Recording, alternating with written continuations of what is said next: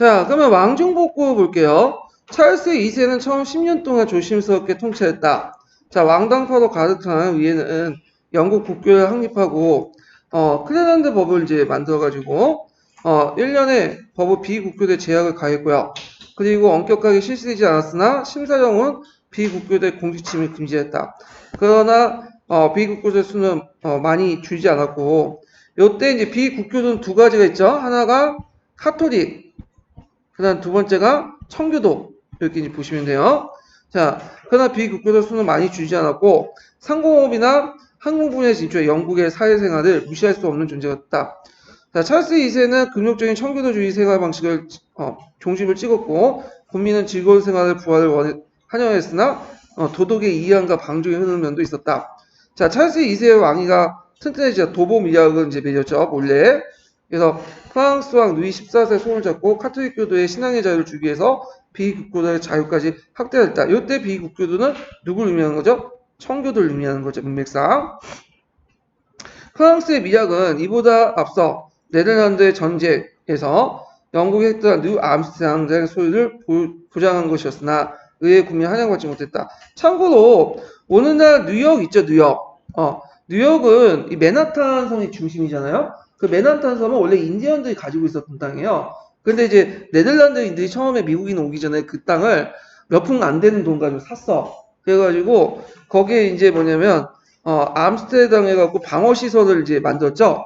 그래서 해갖고 방어 시설 만들고 거기가 이제 뉴 암스테르담이라고 했는데 나중에 영국이 이걸 뺏었어요. 그래갖고 요 지역을 이제 그 뉴욕에서 그 이름을 곤쳤죠. 그래가지고 이제 소유하게 됐다. 이렇게 좀 기억을 해두시면 될 것 같아요. 자, 그래서 이제 이렇게 있고 더구나 카톨릭 세력의 부활 움직임에 대해 의회는 적극적인 반발로 신사정을 제정했고 이 무력에 부터 의회 내는 왕에게 매수되거나 왕이 지지하는 여당권 토리당과 왕의 전제정치를 배격하고 프랑스의 카톨릭을 경계로 야당권인 시그당이 형성되기 시작했다. 1670년대 말에는 의회의 주도권을 장악한 시그는 카톨릭 왕제 제임스 왕위 계승을 배제하는데 성공하지 못했으나 임신보호령을 제정하여 피고에 그 무한한 근거할 수 없고 일정한 기간 내 재판을 그 제명을 명시할 걸 규정했다.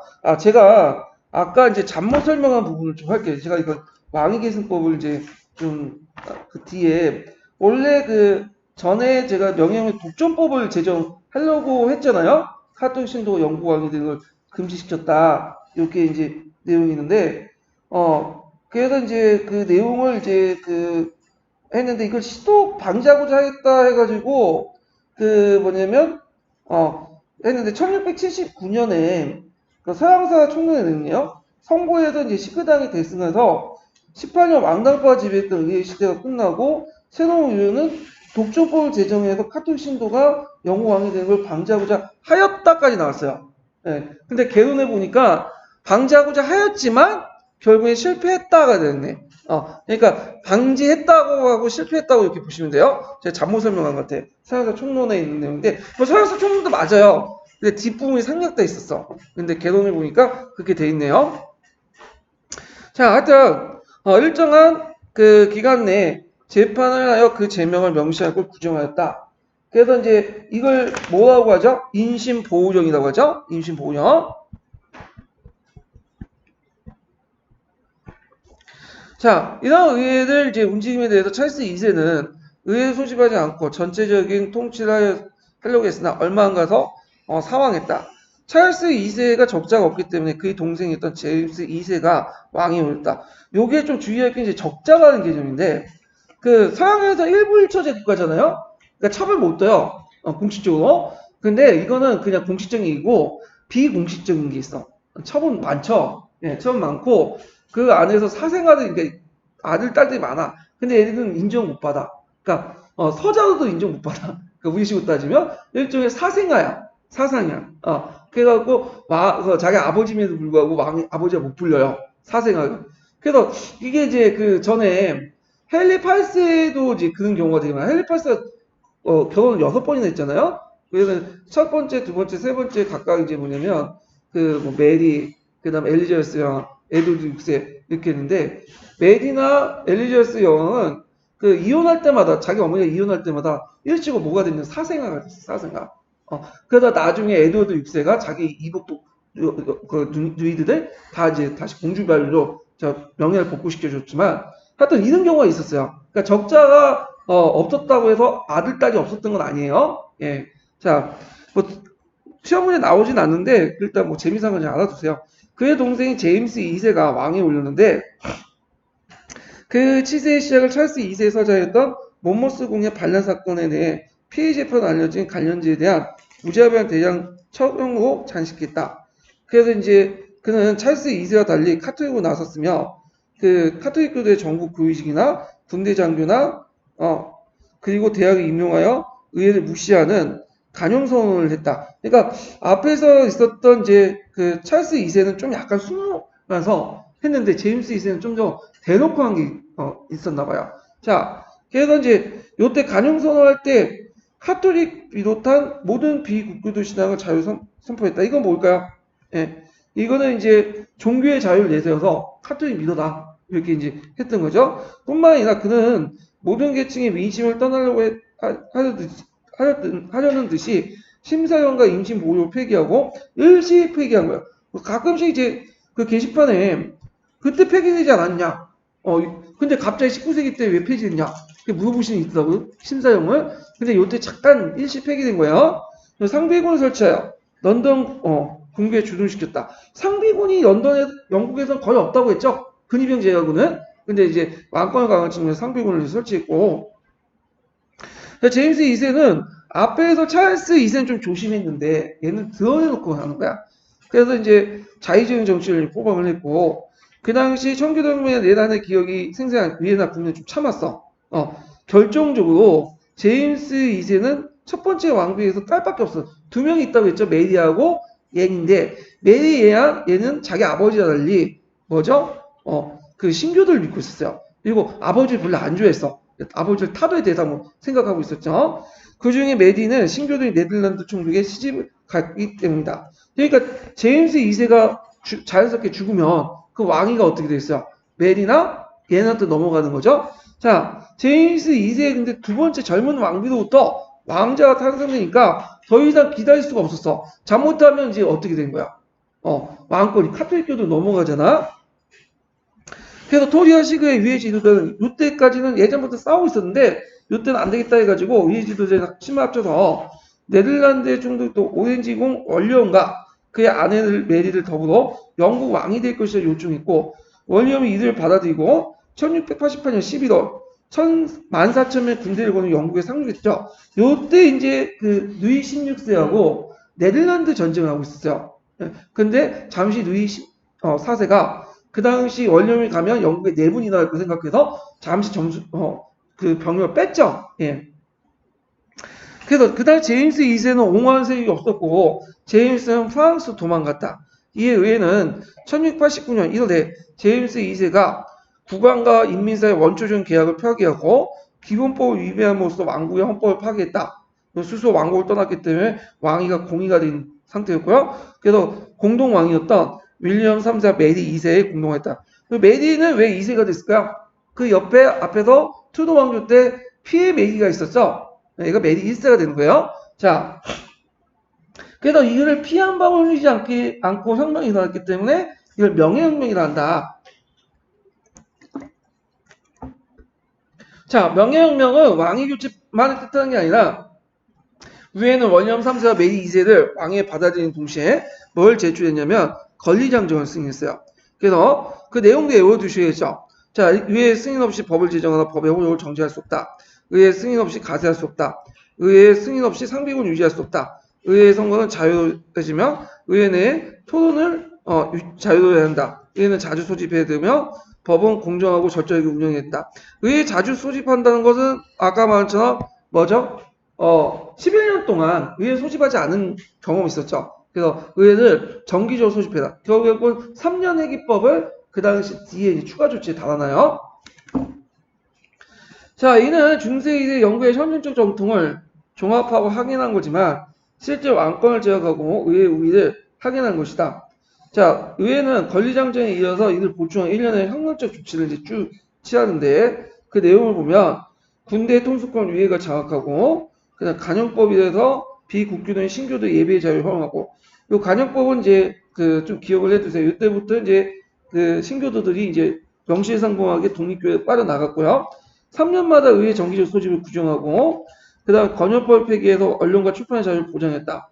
그리고 메리의 누이 동생이었던 월리엄 3세를 계승한 앤이 여왕 후계자가 없었기 때문에 위에는 왕위 계승법으로서 영국 왕의 영국 국교에 속한다고 규정하고 제임스 2세의 후손의 왕위를 요걸 봉쇄하고 신교도의 하노버 왕실의 왕위 계승을 원하되겠다. 이렇게 좀 보시면 될 것 같아요.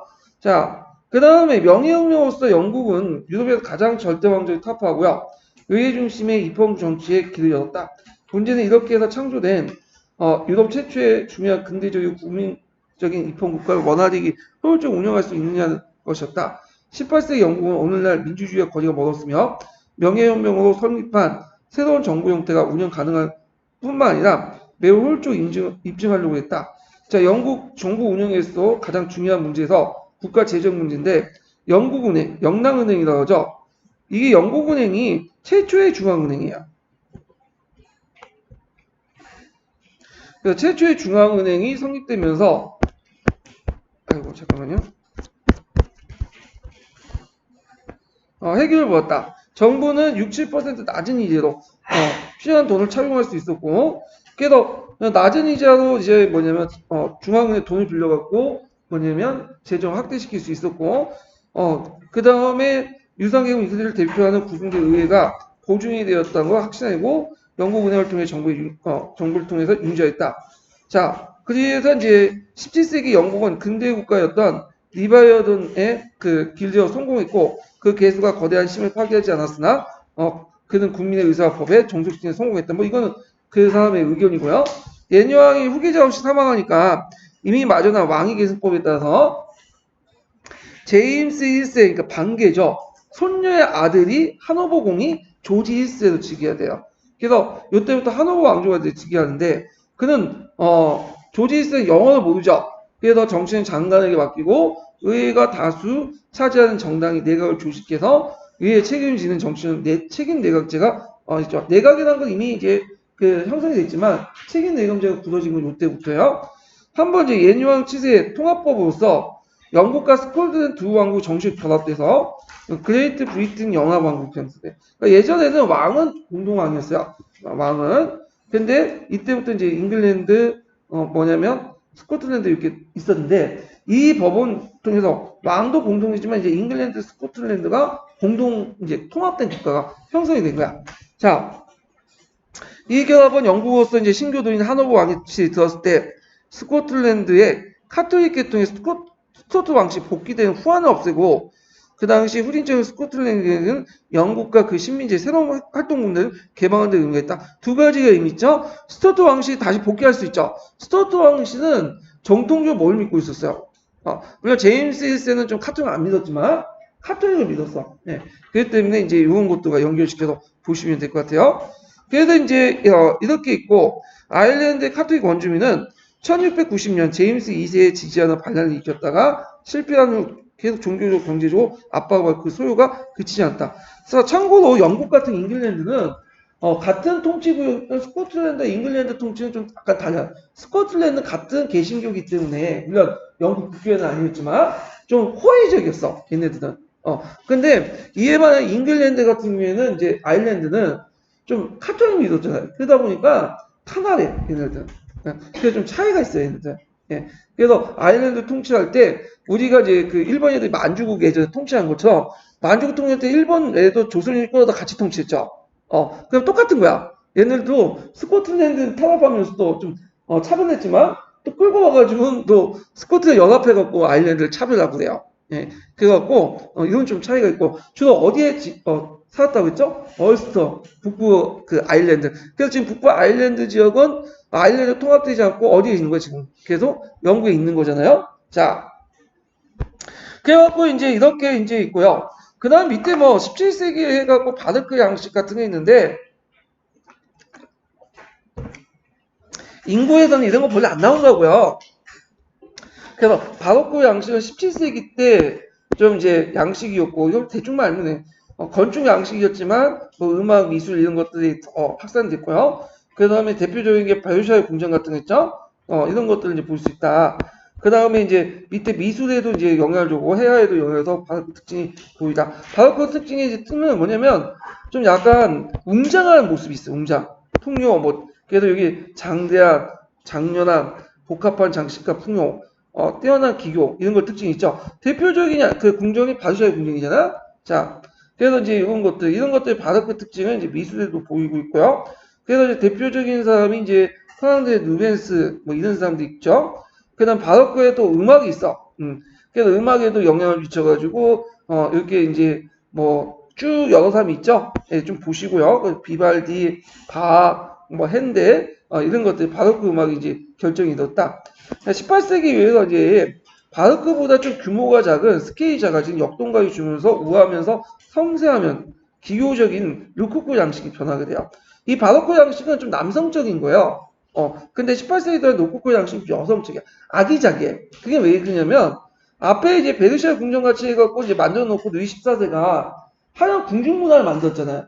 그때 이제 귀족의 남녀 사람들이 막 참여하면서 했는데 나중에 이제 여자분들이 이제 지방에 내려오면서 지방 귀족 여성분들이 오면서 이제 가정에는 전 여자들이 하니까 자기 나름대로 저택을 만들어요. 근데 자기가 보고 드는 그 바로크 양식의 풍들 있잖아요. 근데 그거는 자기하고 성향이 안 맞아. 근데 여자들 좀 아기자기한 걸 좋아하잖아. 그러니까 그 아기자기한 것들을 이제 루코코 양식에 반영이 된 거야. 그래서 그 내용들 이제 이런 특징들 갖고 있다. 그래서 음악에는 이제 하이든, 모차르트 이런 고전 음악이 이제 확립이 됐고, 했던 거. 문학을 이제 보면 그 문학도 시험 문제 거의 안 나온다고 보시면 돼요. 그러니까 쭉 보시면 되고 거기 대표적인 프랑스 꼬르네유 같은 사람들 뭐 기억을 해두시면 되고 그 다음에 그 밑에 밀턴의 신라원 이런 거 있죠. 그 크노의 비석가의 밀턴의 신라원에서 청교주의 반려 동시에 신에 반항한 사태의 모습을 바로크적 인간상을 했다. 이거는 앞에서 언급했던 명예혁명과 또 관련돼 있고요. 자, 뭐 이런 것도 있는데 쭉 보시면 될 것 같아요. 여기에. 그러니까 독일 같은 경우에는 18세기 후반에 독일 국민문학이 형성됐다. 그러니까 게테, 실러 이런 것들 고전주의들이 등장을 했죠. 그래서 뭐 젊은 베르테스품이라든지 했는데 이 시기를 이제 18세기 후반의 시기를 질풍 노동의 운동이다 이렇게 하죠. 그래서 새로운 문학 운동이 전개됐다. 그는 문학사상의 고전주의에 속하지만 질풍 노동 운동은 그 고전주의와 형식주의 합리주의 벗어나 강한 정열적인 개성의 해방을 구가하는 독일의 새로운 문학 발전을 움직였다. 요거 정도만 기억을 해주시면 될 것 같아요. 고전주의지만 좀 더 이렇게 심찬 역동적인 문학의 어떤 형태였다. 그래갖고 그 게테는 이제 수많은 이제 작품을 썼으며 말년에 파우스트는 대작을 내고 있고 슐레는 이제 비에른 텔, 오해영 소년 이런 것들 썼는데 이런 고전주의의 바탕으로 했던 그것을 깬 게 뭐냐면 낭만주의죠. 낭만주의 깬 게 뭐냐면 사실주의고 사실주의 깬 게 뭐예요? 자연주의죠. 그래서 고전주의, 낭만주의, 그 다음에 사실주의, 자연주의 이런 흐름들인데 이건 뒤에 이제 19세기 문학 부분에 있으니까 이것도 좀 볼게요. 이거는 기출문에 나왔던 거니까. 자, 그러면 이제 과학혁명 볼게요. 과학혁명도 예전에 뉴턴과 관련돼 갖고 한번 시험 문제 나왔어요. 그래서 교과서에도 과학혁명 부분을 좀 약간 비중을 있게 하니까 한번 이제 볼게요. 그럼 과학혁명 보기 전에 기본서 강의 규제를 좀 볼게요. 잠깐.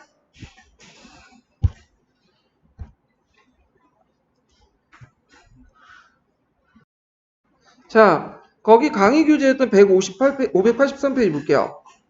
자, 17세기, 18세기 유럽의 문화사상을 보면, 이 당시 전반적인 문화의 특징을 보면, 중세 이제 그 말기 때부터 아리스토텔레스 철학이 이제 들어오면서, 그 명목록, 이런 것들이 그 나중에 이제 그 개별적 인식을 강조하는 오컴의 사상을 낙태하고, 그 다음에 자연세계에 대한 관찰과 인식을 강조해요. 그래서 이게 영향을 받은 게 아니라 이렇게 보시면 돼요. 이게 그 개별적 인식하고 자연적 상은 동시에 있다. 예. 그래서 실제 노조 베이컨이 위에요. 그다음에 이 바탕으로 과학혁명이 일어나고 과학혁명이 바탕에 기계론적 세계인가 이신론 이런 것들 있죠. 그 다음에 이제 과학혁명을 바탕으로 해서 사회개혁론이나 사회학 발달 이런 것도 있다. 요때 이제 이걸 뒷받침하는 사상으로 자연법 사상이 합리주의가 있었다. 이렇게 보면 돼요. 자, 그러면 먼저 살펴볼 게 기계론적 세계관인데 기계론적 세계관은 뭘 이제 깔고 있냐면 합리주의를 깔고 있어요. 합리주의. 합리주의적인 세계관을 깔고 있는데 합리주의라는 건 뭐냐? 이거는 뭐냐면 이 세계에는 어떤 자연적 법칙이 존재하고 있고 이 자연적 법칙을 인간이 실험과 관찰을 통해서 어떤 관찰을 통해서 인식을 하면 뭔가 문제점을 해결할 수 있다. 이런 거야. 그래서 예전에 모든 게 다 신에 의해서 결정됐죠. 그런데 이제 법칙이라는 게 존재하는 거야. 우리는 알지 못하지만 그런 법칙이 존재하고 있고 이 법칙이 인간의 어떤 관찰을 통해서 인식하고 그러면 문제 해결 방안이 나올 수 있다. 라는 믿음이야. 신념이고. 그래서 이제 있는데 근데 이거는 하나의 믿음과 신념이에요. 형이 같은 신념인데 지금도 그렇지만 꼭 세상을 합리적으로 움직이지 않죠. 예. 자, 하여튼 그걸 바탕으로 하는 기계론적 세계관이야. 그럼 기계론적 세계관이 뭐냐? 이게 이신론과 연결되는데 이신론부터 이제 얘기를 해볼게요. 이신론. 이신론은 그 당시에는 유신론자들이 많죠. 왜냐면 유신론이 아니었으면 다 뭐예요? 무신론이었죠. 근데 이 당시 내가 신을 안 믿는다. 뭐 19세기처럼 니체처럼 신이 죽었다. 이렇게 하면 어떻게 될까요? 17세기 당시에는 마녀사냥에 몰려갖고 어떻게 돼요?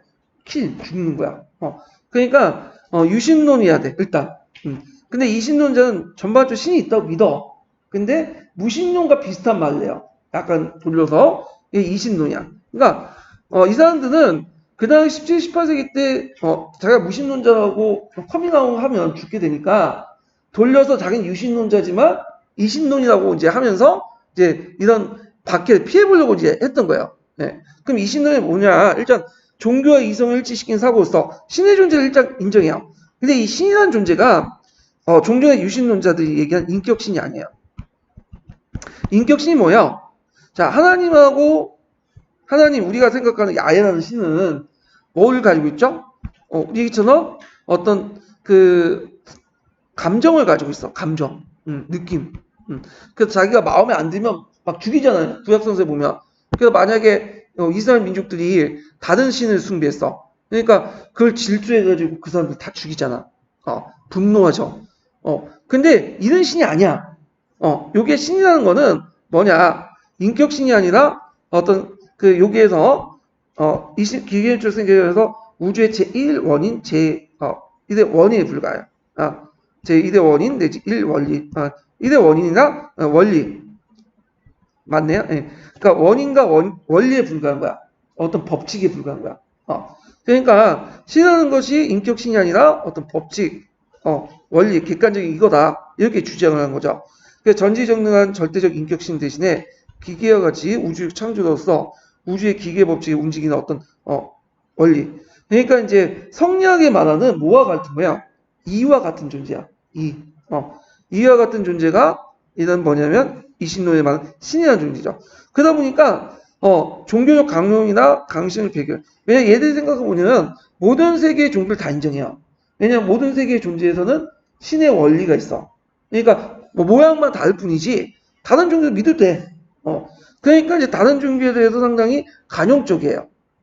그런 것들이 특징을 갖고 있는 게 이신론이다. 그리고 이신론적 세계관은 이제 이게 기계론적 세계관인데 요때 신은 뭐죠? 우리가 생각하는 인격신이 아니에요. 원인이나 원리죠. 일단 우주란 기계를 만들고 우리가 기계를 만들면 일단 기계가 프로그램 따라 움직이지 더 이상 이제 인간이 터치를 못하잖아. 마찬가지로 터치를 안 해. 그래서 심지어 그 원리조차도 거기 종속이 된 거야. 그것이 기계론적 세계관이고 합리주의와 연결돼 갖고 그런 원리나 법칙을 관찰과 실험을 통해서 파악을 하는 게 그건 뭐냐면 그런 것들이 합리주의 정신이죠. 그러니까 과학은 이렇게 합리주의와 기계론적 세계관, 이신론 이런 것들 삼위일체가 돼가지고 발전이 됐다 이렇게 보시면 돼요. 그래서 대개 보면 그 당시 과학자들은 이신론자라고 보시면 돼요. 이신론자. 그래서 자기가 뭐냐면 그 과학을 하는 거, 신원 관찰하는 거는 신을 질서를 도전하는 게 아니라 신의 본질을 아는 거다. 그래서 기독교 세계관의 어떤 타협을 한 거죠. 근데 결과적으로 그들이 어떻게 주장하든 간에 과학혁명은 신중심의 세계관을 무너뜨리는데 이바지했다. 근데 이제 좀 특이하게 뉴턴 같은 경우에는 이 사람은 어떤 기계론적 세계관은 맞지만 이신론자는 또 아니야. 이 사람은 신을 어떻게 보면 인격신이라고 봐요. 인격신. 이게 좀 특징인데 자 하여튼 이런 기계론적 세계관과 이신론 개념 좀 기억을 해두시고 미술양식 아까 좀 했죠. 그래서 자연과학의 발달 과학혁명 17세기를 이제 과학혁명 시기라고 하는데 천재의 세기라고 하죠.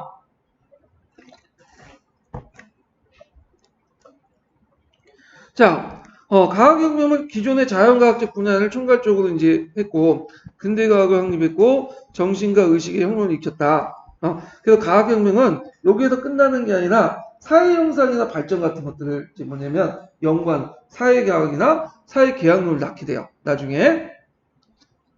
자, 그럼 방법론가 그걸 실천할 수 있는 어떤 기구와 수단을 발달해. 왜냐하면 그 당시에는 예전까지는 뭐 그 만환경이라든지 홍련경 이런 것들이 없었잖아요. 그러니까 이제 멀리 있는 데서 인식할 수 없는 데서는 못 봤어. 근데 이때부터는 이제 17세기 넘어오면서 점점 사람들이 이제 만환경이라든지 현미경이라든지 이런 것들 그 개발하면서 어떻게 될까요? 이제 이걸 통해서 관찰 경험이 사람의 인식세계가 확대되면서 관찰할 수 있는 범위가 확대되죠. 그래서 자신의 주장을 뒷받침할 수 있게 돼요. 자, 그러면서 이제 과학혁명을 이제 뒷받침할 수 있는 어떤 바탕이 됐고요. 자, 그 다음에 또 연구 방법론이 이제 뭐냐면 등장하죠. 그래갖고 이제 그런 것들, 절대주의 체제 후원들, 그 다음에 학회 이런 것들이 만들어졌다. 자, 그래서 이제 있고 방법론 측면에서는 기납법, 영역법 이런 것들인데 특히 프란시스 베이컨의 기납법이 그 구체 사실이나 형상을 관찰가 가능한 많은 자를 축적하고 간장함으로써 일반적 법칙을 도달하겠고 사문의 관찰가 실험을 강조했죠. 기나학과 영역은 아시죠? 영역은 공리가 있고 거기에서 이제 주어진 문제를 해석하는 거고 그 다음에 기납은 구체의 사실 쪽에서 결론을 끌어내는 거잖아요. 예. 그래서 주로 어디에서 발전되냐 영역법 같은 경우에는 주로 합리에 발전된 프랑스에서 발전됐고요. 그 다음에 기납 같은 경우에는 주로 경험론이 발전한 어디에서 발전된 영국에서 발전됐다. 이렇게 이제 보시면 되겠죠. 자, 그 다음에 뭐 아까쯤에 여러 가지 기구가 발전됐죠. 렌즈라든지, 그다음 만환경, 그 다음에 현미경, 기압계 이런 것들이 발전이 됐다. 이렇게 좀 기억을 해두시면 될 것 같아요. 자, 그 다음에 이제 수학이 발달됐는데 수학은 왜 필요하냐면 종전에 경험했던 것도 있죠. 데이터를 수학적으로 정리를 하고 입증을 해야 돼. 그 위해서는 수학이 필수예요. 그래서 지금 자연과학자들 보면 수학 같은 거 막 해가지고 제시하잖아요. 그래서 수학을 제대로 못하면 그게 어떻게 돼요? 제대로 못해. 그래서 뭐 해석기하의 데카르타 그다음에 미적분 이런 것들 발명됐고 특히 데카르타는 예전에 한번 시험 문제 나왔죠. 이 사람 기납론자야 영역론자야. 수학은 영역의 기납이야. 결론적으로 영역이죠. 그래서 영역에서 가자. 그 다음에 이제 자연과학에 큰 영향을 줬던 것이 케플러, 갈릴레이 이런 사람인데 종전에 케플러, 갈릴레이 정전에 한 세기 전에 누가 있었죠? 코페르니쿠스가 있었죠. 그래서 코페르니쿠스는 그 지구 중심설 비판하고 지구 돈다 지동설 주장했다고 했잖아요. 근데 이걸 경험적으로 입증을 못했어. 그래서 경험적으로 입증한 사람이 누구냐면 갈릴레오예요. 갈릴레는 그 당시 만환경을 이제 이용해갖고 지동설을 경험적으로 입증을 했고요. 그래서 수학적으로 정리하고 하나의 보편적 법칙을 만든 사람이 누굴까요? 만유를 법칙을 만든. 그 다음에 수학적으로 정리한 사람이 뒤에 뉴턴이죠. 이렇게 보시면 돼요. 그래서 이제 뒤에 뭐냐면 쿠페르니쿠스가 그걸 제시했고 케플러 갈릴레를 통해서 그걸 뭐냐면 제시했고 경험적으로 입증했고 그 다음에 이걸 이제 수학적으로 다시 완성을 시킨 사람이 뉴턴이다. 이렇게 이제 보시면 돼요. 자, 그래서 지동설이 등장하면서 청동설 중심의 중세적 세계가 구현이 됐죠. 그래서 태양이 이제 돌고 지구가 중심이면서 지구의 중심이었던 이탈리아에서 교황이 통치하는 그런 어떤 중세적 세계관이 구현이 됐다. 이렇게 기억을 해두시면 돼요. 자, 뉴턴을 볼게요. 뉴턴은 한번 시험 문제 나올 가능성이 많은데 대표적인 저서가 뭐죠? 프리키피아야. 이거 외워두시죠. 우리나라 말로 이제 번역하면 자연철학의 수학적 원리라는 뜻이에요. 그래서 수많은 선행 전문학자의 업적을 바탕으로 하나의 원리를 종합하여 간결하게 수학 공식 포신했다. 그래서 이 사람은 이제 어떻게 되냐면 예전에 개별적으로 떨어진 형상들도 실제로 하나의 법칙에 의해서 같이 움직인다는 걸 알게 된 거예요. 먼저 이제 이 사람이 유명한 일화가 있죠. 여기가 나무가 있어. 나무에 있고 여기 사과가 있죠. 그러니까 이제 어느 날 이제 이렇게 있다가 누워 있다가 사과 떨어지는 걸 본 거야. 그러면서 우리가 인지주의 심리학에서 나온 아하라는 말 터뜨리죠. 뭔가 아라는 건 그 구체 사실 중에 뭔가 큰 것을 끌어낼 때 우리는 아라고 하죠. 예. 어떤 통찰을 얻게 된 거야. 그러면 이 사람이 이제 예전에 어떻게 고민했냐면 왜 태양인데 여기 지구가 태양을 돌까? 지구가 있는데 지구에서 달이 지구를 돌까? 이걸 고민했어. 왜 지구가 태양을 돌고 달이 지구를 돌까? 왜 왔는데 이걸 이제 고민하고 있는 차에 갑자기 사과나무에서 사과가 떨어진 거야. 그러니까 보통 사람들이 넘어갔겠지. 근데 순간에 깨달은 거야. 아, 이거는 뭐다? 중력이 작용한 거다. 그래서 그 중력이라는 여러분도 알다시피 물체와 물체는 서로 끌어다니는 힘이 있죠.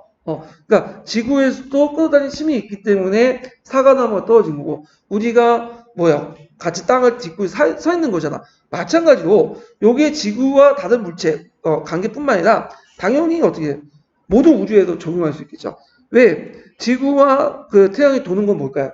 지구와 태양을 도는 건 태양의 중력과 지구의 중력이 있잖아요. 근데 어느 게 더 커요?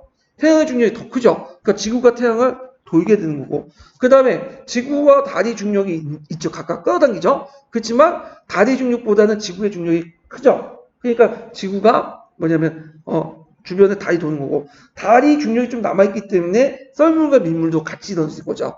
예. 그래서 어떤 그 떨어져 있는 개별적인 형상들을 이걸 하나로 묶어가지고 보편적인 원리로 제시한 거야. 그러면 여기에서 내가 요렇다 하면서 가설만 세우면 오늘날만 하면 뭐야? 내피셜이죠. 그럼 증명을 해야 될 거 아니야. 그래서 이 사람이 증명하는 방식이 아주 독특해. 이게 오늘날도 과학적 그 어떤 증명 방식이 되는데 일단은 이렇게 해가지고 나름대로 가설을 이제 세워. 그래서 물체와 물체 간에는 서로 끌어당김이 있기 때문에 이것이 뭐냐면 중력이 발생한다. 가설 세웠어요. 그러면 그것을 경험적으로 어떻게 검증해야 되겠죠? 그러니까 봐라 이런 것들 다 검증을 해. 그 다음에 마지막으로 뭐죠? 수학적으로 정리를 해요. 정리를 수학적으로. 그래서 이것은 종전의 연업과 기납을 어떻게 돼요? 서로 합쳐져서 수학으로 이렇게 정리를 하는 거죠. 네. 이른바 가설 설정, 증거 확인, 증거 검증, 수학적 정리 이런 것들이 오늘날 뭐죠? 근대 과학의 방법론 확립받은 거예요. 그러니까 단순히 만유인류 법칙을 발견한 게 아니라 이걸 통해서 만유인류 법칙을 통해서 검증이 가능하도록 했다. 상당히 의미가 있는 거야. 그래서 예전에는 사유하고 경험, 기술이 떨어져 있었어. 그러니까 사유는 계속 누가 했죠? 머릿속에 막 내피셜 했던 사람 누구야? 철학자죠. 근데 경험을 통해서 뭔가 했던 기술자들이겠죠. 근데 이때부터 철학자와 기술자들이 합쳐진 거야.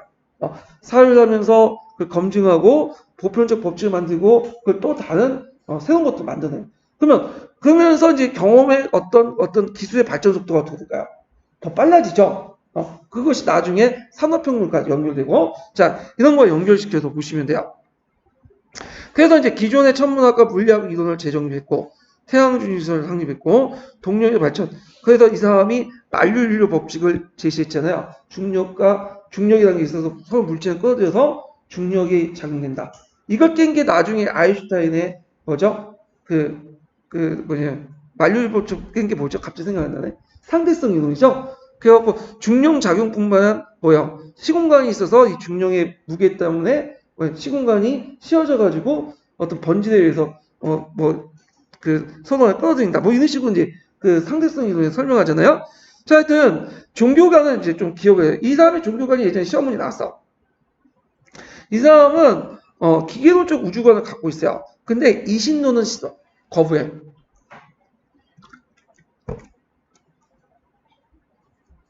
그러니까 기계론적 우주관은 수용하지만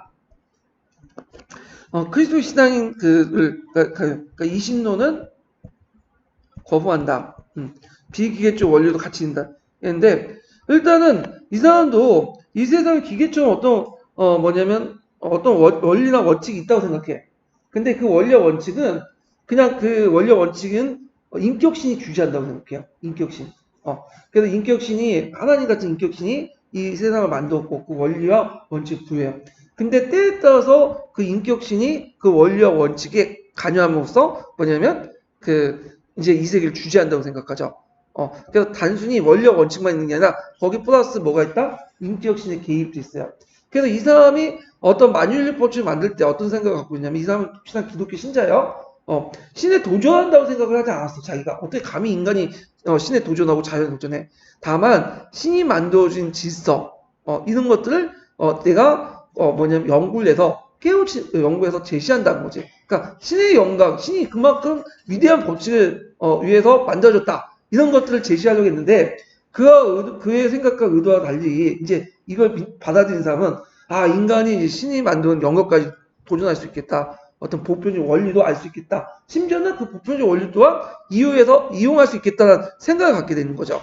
그러면서 이것이 나중에 이제 신 중심의 세계가 무너뜨리고 그 다음에 가학혁명 가능한 어떤 바탕이 됐다. 그래서 단순히 그 사람이 만유인력법칙이 만들었다는 것뿐만 아니라 그 만유인력법칙을 통해서 그 사람이 만든 방법론을 제시했고요.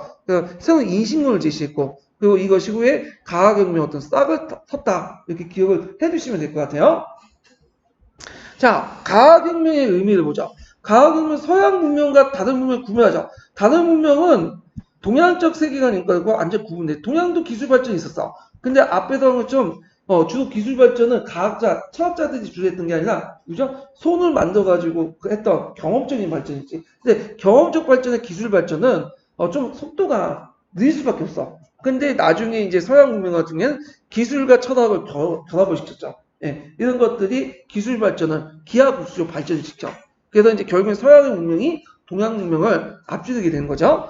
자, 그 다음 합리주의 강화를 했다. 그래서 우주와 자연의 외관상 혼란과 불규칙에도 불구하고 나름대로 법칙적 질서가 존재한다고 하고 이걸 통해 이성을 통해서 파악을 하고 나름대로 인간이 원하는 방법을 이용할 수 있다. 심지어는 어디까지 이제 극복할 수 있다. 자연을 이제 뭐냐면 질서를 극복할 수 있고 자연을 정복할 수 있다는 어떤 사고방식까지 이제 낳게 된 거죠.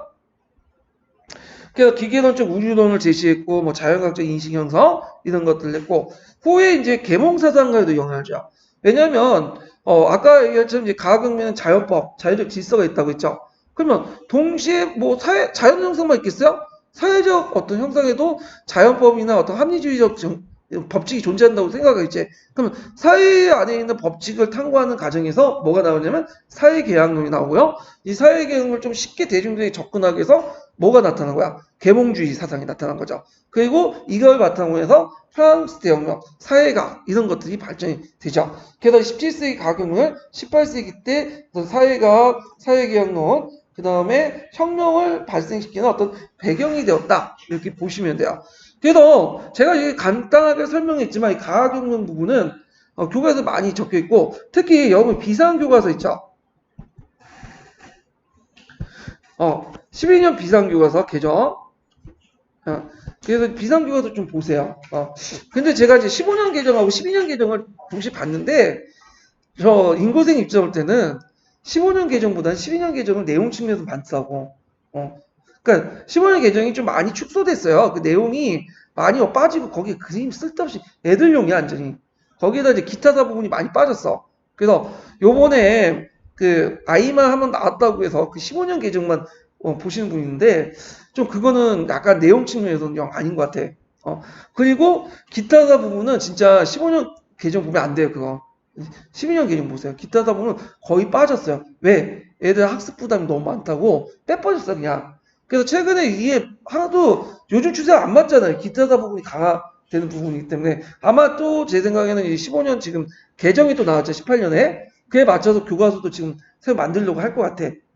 몇 년 후에. 그래서 기타사 공부할 때는 15년 개정이 아니라 꼭 12년 개정을 보셔야 되는 거야. 예. 그래서 제가 이거 연수 들어서 그거 알고 있어요. 그때 제가 한번 그 한국사 연수 갔었거든. 국정고사 연수. 끌려갔어요, 거의. 거기 가서 대지점 사역하고 이제 삶을 찍어 왔는데, 거기에서 그 장학사가 그 얘기를 하더라고.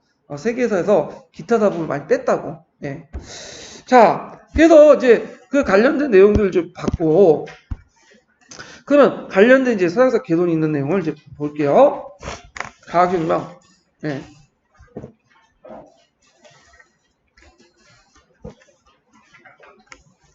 자, 17세기의 근대인의 정말로 고대인의 능가는 자연과학 분야며, 자, 이 시기에 이루어 눈부신 과학의 업적을 총괄한 것을 과학혁명이라고 한다. 자, 과학혁명은 비단 근대과학 한국뿐만 아니라 정신과 의식의 거대한 혁명이었다. 근대과학은 르네상스에 싹트었으나 17세기에는 이의 발전을 크게 촉진시킨 방법론과 그를 실천할 수 있는 기계와 수단을 발달했다. 그러니까 인식의 수단에 의해서, 그러니까 이런 수단과 방법을 통해 인식이 확대됐다. 이렇게 보시면 되죠. 예전에 안 보였던 걸 보이게 하고, 우리가 가지고 있는 어떤 눈과 귀의 한계를 확대시켰다. 이렇게 이제 보시면 되겠죠. 자, 영국의 프랜시스 베이컨 이후에 이제 중세 이래에 일반적으로 행해졌던 영역법을 배경하고 구체적인 사실과 형상과 관찰 가능한 것들을 자료를 축적을 권장하고 이를 통해 일반 법칙을 도달하는 기납법이거든요. 영국은 경험주의에 있어서 기납법이 발달했어요. 그의 기납법과 사물의 관찰과 실험의 강조는 근대 과학 발전의 궤도에 올리는데 크게 중요한 역할을 했다. 관찰과 실험이 필요한 기구의 발달도 현재했다. 네덜란드에서 렌즈가 이제 발명됐고, 자, 이탈리아의 갈릴레이가 이를 이용해서 만원경을 만들었죠. 네덜란드 라바누쿠가 현미경을 만들었고요. 자, 이탈리아 토리치가 기하학과를 발명했고, 프랑스의 파스칼을 이용해서 그 당시 그 수용질 높이를 추진해 기하도 알게 되고 진공도 가능하다는 증명을 했다. 그다음 과학자들 모임이 이제 만들어졌는데 대표적인 것이 이제 영국의 자연의 과학 지식 향상을 위한 왕립협회. 특히 그 당시 아카데미 왕립협회니 각국이 만들어졌는데 누가 적극적으로 지원했냐면 절대 왕족이 지원했어요. 왜냐면 일종의 국가 체제의 경쟁이잖아. 자신의 어떤 정당성 이런 것들을 마련하기 위해서 이런 과학 그 모임을 지원해줬다. 전제는 왕립이나 수식어에 불구하고 사적인 것이었으나 후자는 정부 사업이었다. 그래서 이제 양자가 다 같이 연구를 재정적 지원하고 주로 정부의 지원을 받고 학술지를 발견했다. 자, 이런 모든 것에 불구하고 수학의 발달 없이는 아마 근대과학 양립이 늦어졌을 것이다. 왜냐하면 실험이나 관찰과 교육을 정립화하고 공식화하고 좀 더 사람들이 설득력을 제시하기 위해서 수학이 필요했던 거야. 그래서 요때 데카르트 해석기학, 그 다음에 미적분 이런 것들이 이제 있죠. 자, 그다음 독일의 케플러 코페니쿠스의 지동설에 제시한 새로운 우주임을 보다 단순한 수식할 수 없을까 생각했다. 그리하여 그는 태양의 주위를 돌고 있는 유성의 궤도는 코페니쿠스가 생각한 것처럼 원형이 아니라 타형이다. 지금처럼 그러니까 코페니쿠스가 원형으로 돌았잖아요. 근데 이걸 계산해 보니까 안 맞는 거야. 그러니까 실제로 도는 건 지금도 여러분 알다시피 이렇게 이렇게 돌죠. 이렇게. 그래서 이걸 이제 뭐냐면 증명을 했고 그 다음에 태양에 가까울수록 그 속도가 빨라지는 사실을 발견했다. 왜 태양에 가까울수록 그 주기가 빠를까요? 공정 주기가. 뭐냐면 그 가까워 있으니까 일단은 태양의 중력을 많이 받으니까 빨리 돌겠죠. 이런 것도 있고요. 갈릴레오는 만환경에 의해서 관찰 등의 기동설을 정당화했고요. 그다음 종교 재판은 이제 경고를 받으니까 처음에 종교 재판에 가서 이제 하니까 이제 맞다 내가 틀렸다 했지만 그래도 지구가 움직인다고 전해진다. 자, 이 말은 지동설의 긍정과 더불어 새로운 시대의 도래와 그것은 누구도 어떠한 힘으로 막을 수 없다는 걸 뜻하게 한다. 자, 그날 갈릴레오는 여러분 피사 사탑 같은 거 그래서 실험을 통해서 낙하 물질 가속화에 관한 법칙을 공식화시켰다. 그 다음에 코페니쿠스, 케플러, 갈릴레오 등의 업적을 수록하고 근대적 새로운 우주상을 제시한 사람이 누구죠? 뉴턴이에요. 뉴턴. 그 핵심이 되었던 건 동력의 법칙이에요. 그래서 이에 의해서 태양, 유성, 위성대 궤도를 벗어나지 않고 상호간의 중력에 의해서 했고 그 밑에 중력을 서로 끌어다니는 것이 두 물체의 이게 뭐죠? 승적에 비하며 두 물체의 제곱에 반비한다. 이런 것도 있죠. 이걸 이제 뭐죠? 만류인력 법칙이라고 하죠. 자, 원래 물리학은 어디에서 나온 학문이냐면 천문학에서 나온 거예요. 천문학에서 이 중력작용을 이용하면서 이 물리학도 같이 이제 하게 되죠. 그래서 제가 요즘에 유튜브를 많이 보는데 유튜브 재밌는 거 되게 많더라고요. 그래서 유튜브 중에 이제 교양 있고 지식을 전달하는 그것들 많은데 예전에 과학에 별로 관심이 없다. 최근에 천문학을 관심이 있었고 천문학 관련된 내용을 봐요. 별들의 움직임이나 이런 것들. 근데 천문학을 보니까 항상 그 개입된 게 뭐냐 물리야. 물리 법칙이 다 들어가 있어. 그래서 한번 같이 보시는 것도 좀 좋을 것 같아. 그래서 미노스라고 해갖고 그 5분짜리, 6분짜리 이렇게 천문학 그 유튜버가 있거든요. 괜찮더라고요. 쉽게 설명하고. 자, 하여튼 이 사람이 이제 명확한 수식을 공식화 시킨 것이 유명한 자연과학의 철학적 원리 프린시피아죠. 그런 또 갈릴레오 업적을 토대로 보존적 운동 법칙을 공식화시키고 프리즘을 통해서 태양광선의 스펙트럼을 분리함으로써 강하게도 공헌하였다. 그 외에도 이제 천문학 물리학 발달에도 이제 비하면 화학 발달은 미비했고 보일이 공기의 용량을 가해진 압력을 반비례한다는 걸 발견할 정도다. 합의도 있고요. 근데 이제 마지막 단락을 보면 17세기의 천재의 세기였고 과학革명이 이루어지긴 했으나 그 방면에 가장 험악한 마녀사용도 도주에 선행하게 됐다. 그것은 인간의 사고 속에 미신과 종교적 편견이 얼마나 강하게 깊게 뿌리를 박혀 있는가를 말해주고 있다. 그래서 과학革명은 바로 이러한 미신과 종교적 편견을 타파하고 계몽의 시대를 준비하게 되었다. 과학의 발달은 유럽의 근대 문화의 주요 특징이 합리주의 소산인 동시에 합리주의라는 것을 아까 얘기했죠. 자, 과학이면 질서 정형학의 통합적 기계론적 우주론을 제시하는 동시에 우주와 자연의 외관상 혼란과 불규칙에도 불구하고 합리적 법칙적 질서가 존재하며 인간의 이성은 이를 방해해서 그럼으로써 이의 생산적 조작이 할 수 있다고 했다. 자기가 원하는 방향으로 나갈 수 있다고 했다. 자, 이게 과학의 뭐와 관련된가요? 이런 것들이 의의와 관련된 거죠. 의의. 예, 과학혁명의 의의와 관련된 거야. 이 교과서에도 나와요. 교과서도 비상교과서에 있으니까 이것도 한번 같이 봐주시고요. 자, 이러한 자연과학적 인식은 유럽의 고유한 것이었으며 동양세계와 다른 것이었죠. 그 다음 이후에 우주와 자연의 정복이 가능했고 자연과학과 산업기술의 발달을 가져오고 있다. 이렇게 이제 보시면 돼요. 자, 그래 근대 철학의 이제 성립 과정을 보면 근대 철학의 이제 성립 과정 인신론에 발전했는데 인신론이라는 것은 주로 이제 지식이 어떻게 구성이 됐는가 이걸 이렇게 연구하는 학문이야. 그래갖고 이제 예전에도 역교원 시간 때 얘기했지만 고전적 인식론이 세 개가 있다고 했죠. 경험론, 연구의 경험론, 그 다음에 대륙의 합리론, 그 다음에 경험론과 합리론을 합쳐놓은 간념론 이렇게 이제 세 개가 있어요. 그래서 여러분들 교육학 시간에 대표적인 사람이 연구의 루크죠.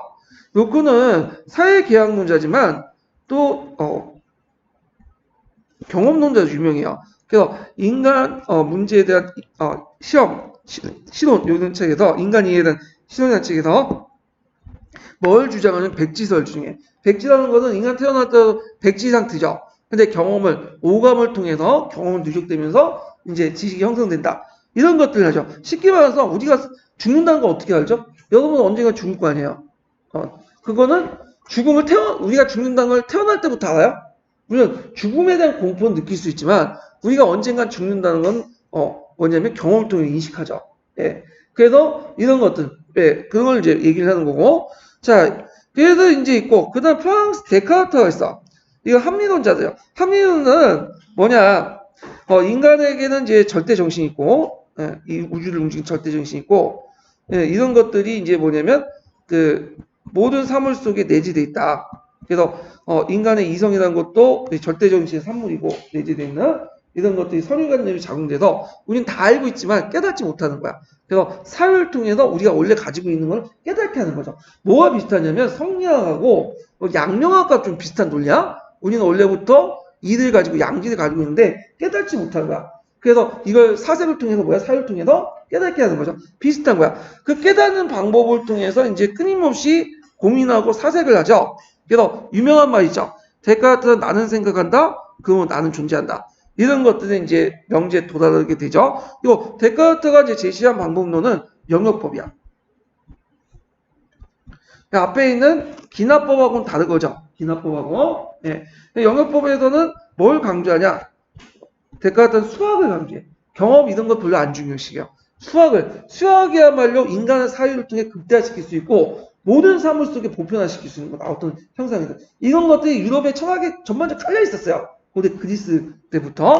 그래서 이런 것들을 냈다. 근데 이에 반해서 이제 뒤에 나타난 뉴턴 같은 경우에는 데카르트가 수학만 강조했죠. 뉴턴도 수학 강조하죠. 근데 이 사람은 수학뿐만 아니라 또 뭐도 강조하죠?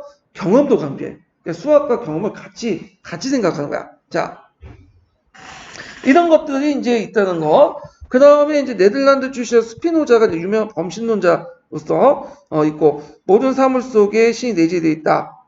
그 범신론자들 대개 보면 이신론이에요. 이신론. 예, 이신론자 어떤 원리나 이런 것들 철학.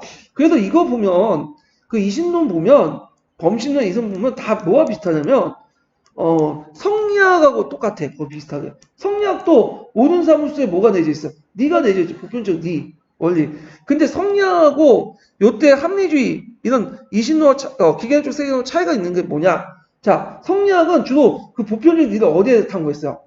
주로 윤리와 도덕, 정치 이런 데, 사회가 인문 사회 형성인데 이에 반해서 자연과의 그 보편적 법칙은 물질 세계에 적용했어. 이런 것들 확 이제 뭐냐면 벌어지게 만든 거죠.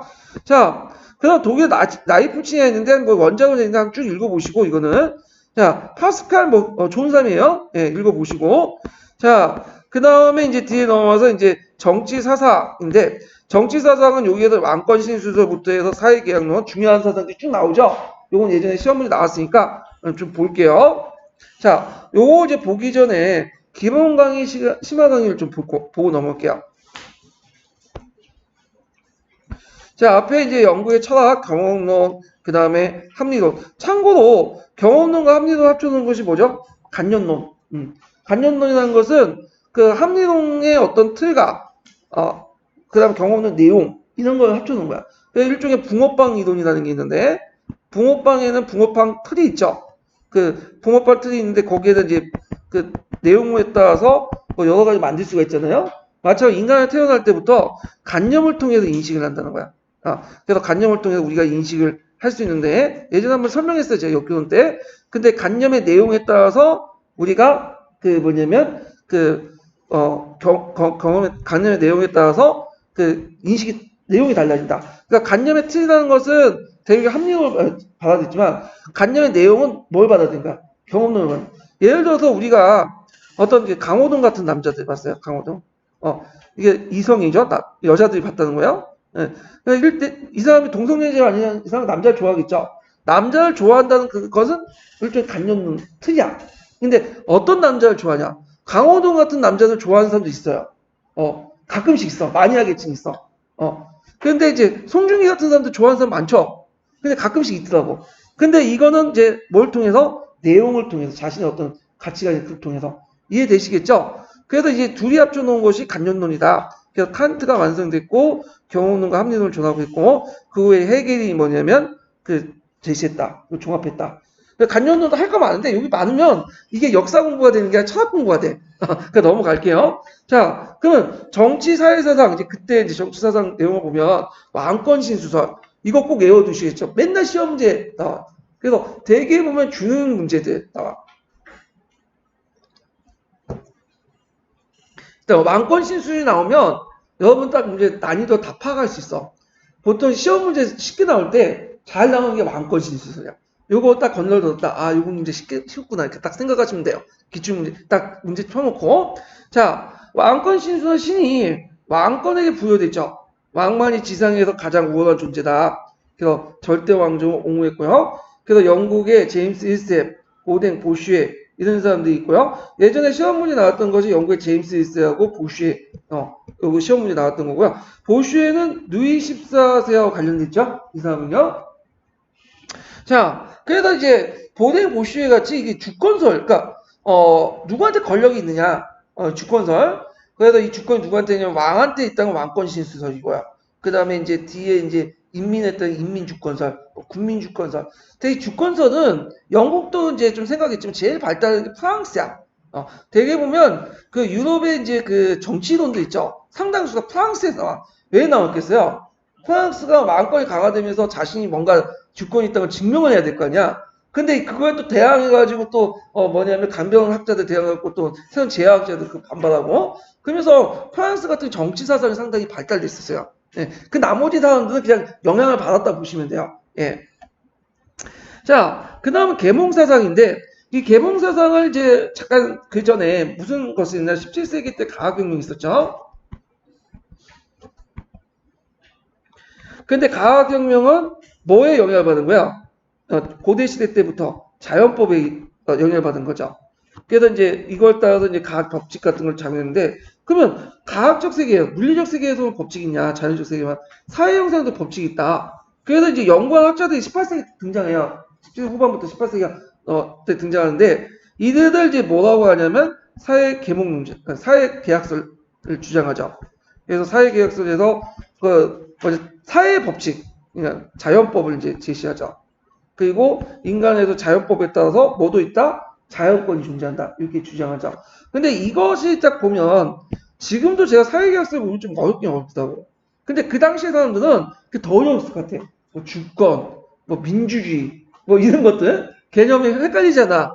그러니까 그거를 좀 쉽게 저널리적으로 쉽게 이해시키는 사람이 필요하잖아요. 예.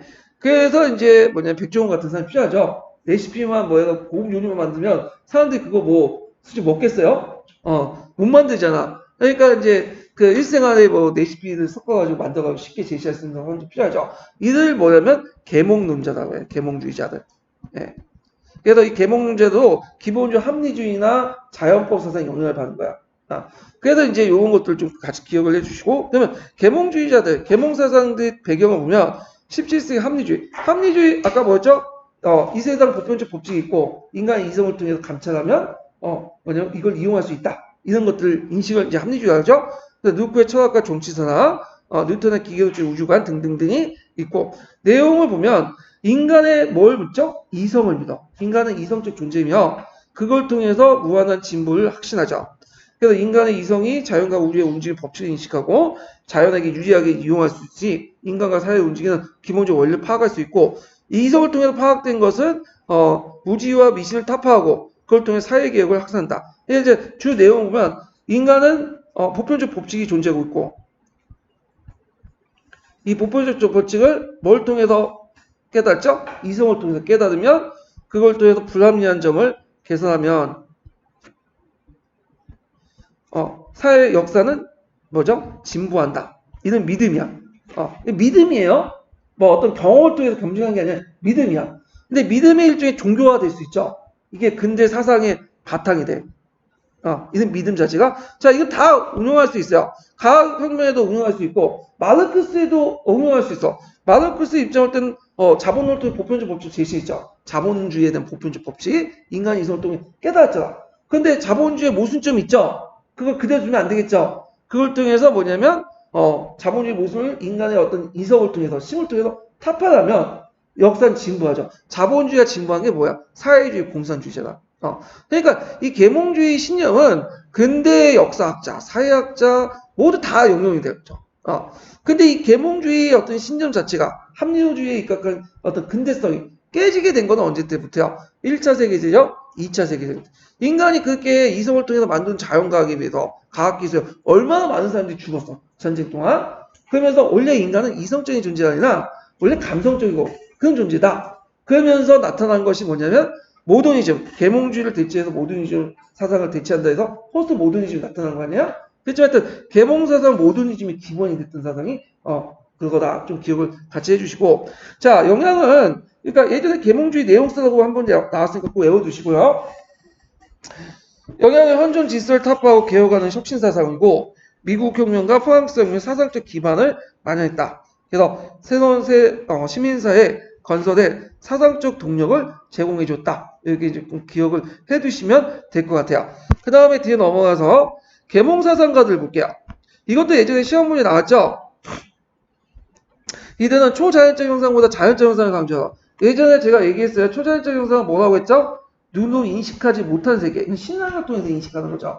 그리고 자연적 형상은 뭐죠? 눈이나 우리가 귀나 이렇게 오감을 통해 인식할 수 있는 경험적 세계를 자연적 세계라고 했죠. 우리가 생각하는 자연하고 의미가 달라요. 여기는. 예. 자, 과학적 방법을 엄격하게 적용하고 인류를 무한적인 진보를 할 수 있도록 교훈했다. 대표 중에서 볼테르. 볼테르는 이신론적 입장이에요. 대표는 이신론자야. 그래서 이신론의 특징은 종교의 간용을 주장한다고 했죠. 그래서 모든 종교는 보편적인 어떤 신의 법칙들이 계기돼 있어요. 믿는 형태만 다를 뿐이지. 그리고 교회의 부패를 건국하고 신앙과의 언론, 그 다음 출판의 자유를 주장하고 미신과 강신을 타파하고요. 그 다음에 예전에도 한번 시험 문제 나왔지만 영국의 입헌 정치를 상당히 존경을 했다. 그때 당시의 특징은 뭐냐면 제일 정치적으로 발달한 나라가 그리고 지식인들이 어떤 동경했던 나라가 영국이었어요. 영국. 그래갖고 이제 대부분 이 영국을 일종의 뭐냐면 정치적 모델로 해가지고 여러 개혁 사상이 전개가 되어 그 당시 그 뭐냐면 볼테어도 마찬가지죠. 그래서 이런 것도 좀 기억을 해두시면 돼요. 그래서 이제 그 있고 특히 이 사람이 이제 영국의 입헌 정책 공룡했던 내용 중에 뭐냐면 상당히 견제와 균형의 원리가 상당히 잘 돼 있다 이런 것들 칭찬을 하죠. 자, 그 다음에 계몽공주에게 영향을 줘. 우리가 알다시피 이제 프리드 대왕이라든지 에카테르 여자들 자주 편지를 교환하고 왔다 갔다 하면서 이제 지냈죠. 그 다음에 이제 대의민주주의를 강조했다. 대의민주주의는 이제 뭐냐면 이거는 직접민주 정치보다는 지금 나오는 투표권을 인정하는 모든 보편선거를 통해서 하는 그런 것들이 아니라 일부 엘리트 계층들의 어떤 정치 형태를 주장해요. 그래서 어느 정도 지식 있고 재산 있는 사람들만 정치를 해야 된다. 그러니까 우리가 주의할 것은 이런 볼테르, 몽테스키아 이런 사람들이 뭔가 좀 약간 우리 입장으로 좀 근대적이고 좀 잘 나가고 민중 친화적이라고 생각하지만 실제로 상당히 엘리트주의자들이에요. 예, 그러니까 계급 의식도 있고 인종 차별 의식도 동시에 있어. 그 이것이 나중 그 교과서에 있어요. 예. 자, 하여튼 있고 몽테스키인데 몽테스키는 예전에 시험을 나왔죠. 이 사람도 법의 정신으로 유명하죠. 법의 정신. 그래서 이 사람은 이제 정치제도와 각국의 기후, 지리적 조건, 산업의 발전 등에 따라서 상의하고 명예혁명 영국 정치체에 관한 영국. 그래서 이 사람도 마찬가지로 그 견제와 균형을 상당히 강조해. 권력의 행정, 입법, 사법의 삼권 분리가 잘 돼 있다. 그래갖고 상호 억제와 자유를 유지하는 최상의 길을 주장하죠. 그래서 이런 삼권 분리의 원칙은 어디에 반영돼? 미국의 독립혁명에 반영이 되죠. 그래서 한계는 자유를 귀족 지배 아래 자유를 의미한다. 민중 정치 참여를 인정한다. 아까 말했던 몽테스키나 볼테르도 뭐야? 어떤 엘리트 중심의 어떤 그걸 강조해. 가두적인 어떤 공화제.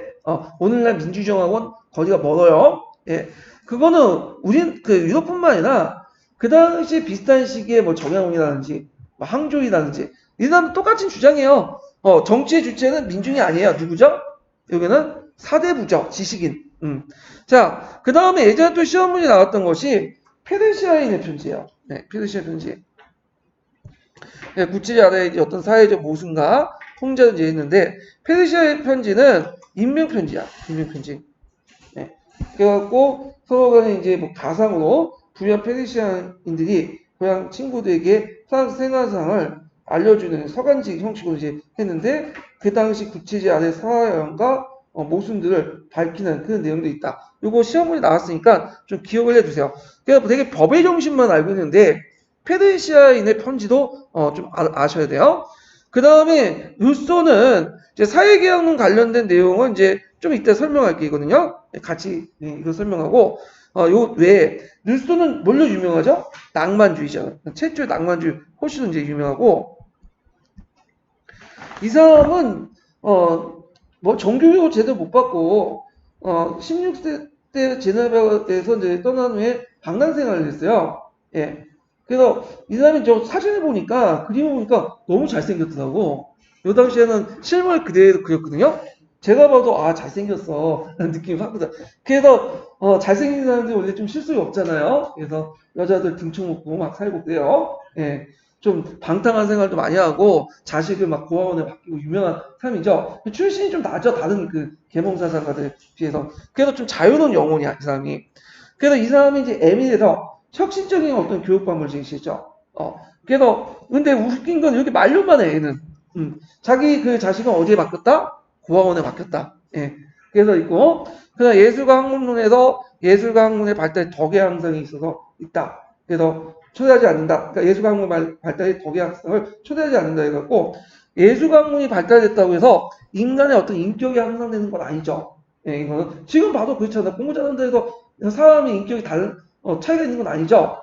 그리고 예전에 몇 번 얘기했지만 시틀러도 음악과 미술을 참 좋아했어요. 음악과 미술을. 예. 그 음악과 미술을 통해서 인간성을 함양했다는 것은 우리의 어떤 잘못된 편견인 것 같아. 자, 그 다음에 인간 불평등의 기원론. 이게 사회계약론은 이제 자연 상태를 상당히 뭐냐면 좋게 보고 사회 상태를 나쁘게 봤는데 이거는 사회계약론과 연결돼 있어요. 평등한 자연 상태에서 나중에 좀 불평등한 사회가 생기는 과정을 보는데 사람이 태어날 때부터 자유였으나 지금 어딘가 쇠사슬에 매여 있다. 이건 마찬가지로 여러분도 태어날 때부터 이렇게 매여 있지 않잖아 지금. 여러분 지금 공부에 매여 있는데 왜 공부에 매여 있겠어요? 가만히 생각해 보세요. 왜 공부에 매여 있죠? 돈 때문이죠. 기본적으로. 돈을 벌어야 될 거 아니야. 돈을 벌어야지 뭘 가질 수 있는 거야? 사유재산을 가질 수 있잖아. 그러니까 게시판 보면 항상 그 얘기하죠. 내가 돈을 벌어서 교사가 돼서, 그 다음에 자동차 사서 집을 일으켜서 뭐 하겠다. 근데 교사가 돈 벌려고 하면 솔직히 말해서 돈 안 되는데, 뭐, 돈 때문에 하잖아. 그러니까 다 이 세 사단을 이면 은유가 보는 돈, 사유재산. 예전에 인간은 다 착했는데 이 돈 때문에 망해먹었다. 그래서 그런지 몰라도 누수에서 사회계약론은 재산권을 그렇게 강조가 안 돼요. 재산권을 강조 안 해. 필요악으로 봐. 필요악으로 봐. 재산권을. 그러니까 사유재산은 인정하지만 필요악으로 봐요. 그런 것들이 어디에 반영되어 있냐면 국민공예에 반영되어 있죠. 국민공예 인권선언서 보면 그 내용이 있어요. 그래서 사유재산 인정하지만 사유재산 공공의 복지에 따라서 공공의 목적이 제한될 수 있다는 사고방식이 있어요. 이런 것들이. 근데 이에 반해 루크 같은 재산권을 상당히 중요시 여기죠. 뒤에 얘기를 할게요. 그 다음에 이 사람은 이제 여러분들 알다시피 낭만주의 선구자야. 예전에는 항상 뭘 강조하죠? 이성을 강조하죠. 계몽주의 자체가 이성인데 이 사람은 얘도 이성보다는 감정, 자연을 강조해요. 여기에서 이제 좀 이렇게 우리가 이제 이 사람이 유명한 말이 있어. 자연으로 돌아가라. 근데 이때 자연이라는 것은 네이처의 의미가 아니랬어요. 우리 인공에 대비된 자연의 의미가 아니라 이때 자연은 인간의 인식을 통해서 깨닫는 게 자연이었어. 그럼 인간의 인식을 통해서 깨닫는 게 뭘 통해서 깨닫냐? 그 당시에는 이성이라고 생각했어요. 인간의 인식 자체가. 그래서 인간의 인식이 제일 중요한 게 이성이다. 이성을 통해서 우리가 삶을 깨달을 수 있다. 근데 이 사람은 이 이성을 안 보고 뭘로 보냐면 인간의 감성이 자연이다. 우리가 인간의 본질적인 감성 때문에 뭐냐면 세계를 깨달으면 온다. 그래도 우리 감성으로 돌아가라고 했는데 자연으로 돌아가는 거야. 그러니까 우리가 이제 초가살이나 뭐 오막살이 찍고 자연으로 돌아가는 게 아니라 근데 이제 마리아 앙뚜아네트는 좀 약간 무식한 여자잖아요. 예. 그러니까 무식하다는 게 뭐 사람 나쁘다는 게 아니라 이게 어떤 식으로 생각했냐면 초막 짓고 궁중내 초막 짓고 거기에다 이제 살면서 돼지 오리 키우고 이런 걸 생각했나 봐요. 자, 하여튼 낭만주의 선구자였다. 그 다음에 사회계약론 있죠? 요거는 좀 뒤에 설명할게요. 요는 좀 이따가. 그 다음에 이제 백가전서파라는 게 있었죠? 디드와 달랭백, 과학적 지식과 계몽사를 보급하고, 그 다음에 집대성뿐만 아니라, 예전에 주로 지식의 전달 과정은 뭐죠? 도제식이었죠? 폐쇄적이었고, 그 돈을 주거나 아니면 그 자기 제자들에게 폐쇄적으로 했는데, 이제 지식을 공유해. 공유와 나눔을 함으로써 지식이 확산되는 그런 역할을 했던 것이 그 백가자선이야. 지식이 확산되면 인간의 이성이 길러지죠. 그래서 인간의 이성이 길러지면 불합리한 점이 개선이 되죠. 그래서 이런 것들. 그래서 이제 이 각 분야의 지식들을 다 항목으로 그 정리를 해서 접근성을 높인 거죠. 그래서 나눔과 공유의 어떤 정신을 했다. 그래도 지금 북선 카페도 나눔과 공유의 정신을 좀 잘 하고 있잖아요. 예. 그래서 이제 하여튼 백과전서법 비슷한 이제 행동을 하고 있는데 이때 이제 정부의 개입도 필요해서 주장을 이제 하고 그래서 이런 내용들. 의의는 계몽사 프랑스혁명의 사상적 배경이 됐고 근대사회 발전의 사상적 동력이 됐고요. 특히 동유럽 절대군주의 영향을 받다. 이를 계몽군주라고 하죠. 자, 그래서 이제 이렇게 받고 좀 쉬었다가 사회계약론 부분 할게요. 사회계약론 상당히 중요하니까. 예.